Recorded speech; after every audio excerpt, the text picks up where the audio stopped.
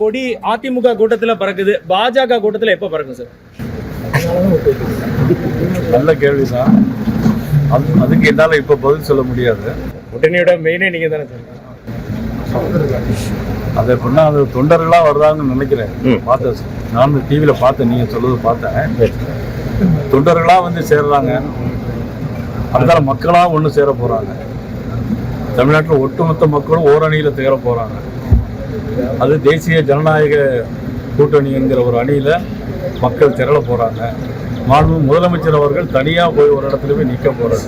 அவ்வளவுதான். இப்போ விஜய் வந்து கரூர்ல இவ்வளவு பெரிய சம்பவம் நடந்துருக்கு, இன்னும் அந்த மக்களை வந்து நேர்ல சந்திக்காம இருக்கக்கூடியது நீங்க ஒரு தலைவர்லாம் எப்படி பாத்துருக்கீங்க? அதாவது நீங்க நல்ல கேள்வி, நல்ல பிரச்சனை. என்ன பொறுத்த மட்டும் உடனே கூட இருந்து பார்த்து 2 பாடியை தூக்கிட்டு போய் பண்ணால் மக்கள் மகன் ஒரு பெரிய வரவேற்பு இருக்கும் அப்படின்னு நீங்கள் சொல்கிறீங்க.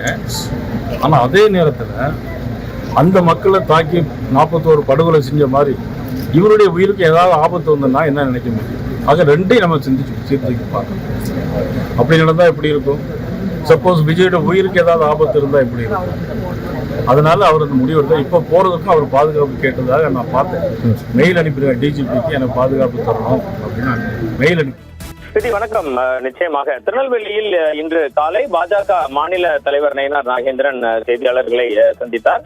அப்போது அதிமுகவின் கூட்டத்தில் எடப்பாடி பழனிசாமி கலந்து கொண்ட கூட்டத்தில் தமிழக வெற்றி கழக கொடிகள் பறந்தது என செய்தியாளர்கள் கேட்டபோது, தொண்டர்கள் ஆர்வ மிகுதியால் இது போன்ற செயல்களில் ஈடுபடுகின்றனர். முதலில் தொண்டர்கள் ஒன்றிணைவார்கள் அனைத்து கட்சியிலுமே, பிறகு மக்கள் ஒன்றிணைவார்கள், தமிழகத்தில் உள்ள ஒட்டுமொத்த மக்களும் தேசிய ஜனநாயக கூட்டணி என்ற ஒரே அணியில் திரள்வார்கள் என்றார்.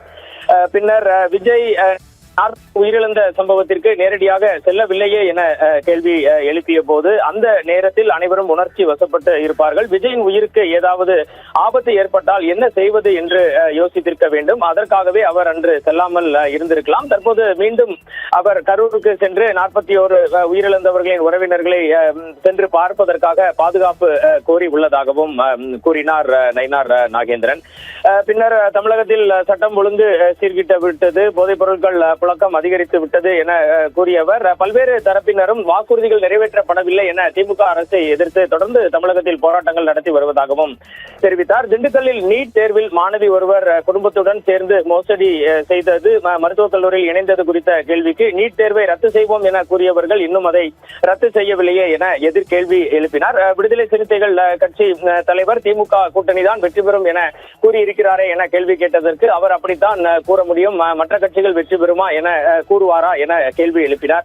மொத்தத்தில் நயினார் நாகேந்திரனின் இந்த செய்தியாளர் சந்திப்பு வரும் 2026 சட்டமன்ற தேர்தலை நோக்கிய அரசியல் களம் தமிழகத்தில் சூடு பிடிக்க தொடங்கி உள்ளதையே காட்டுகிறது. இதுபோல மதுரையில் ஒரு பகுதியில் குடிநீர் தொட்டியில் மலம் கலக்கப்பட்ட சம்பவம் குறித்து கேட்ட போதும் ஏற்கனவே நடந்த சம்பவத்திற்கு இதுவரை விடை தெரியவில்லை. இந்த வழக்கிலாவது இந்த அரசு உடனடியாக நடவடிக்கை மேற்கொள்ள வேண்டும் எனவும் தெரிவித்தார் ரித்தி.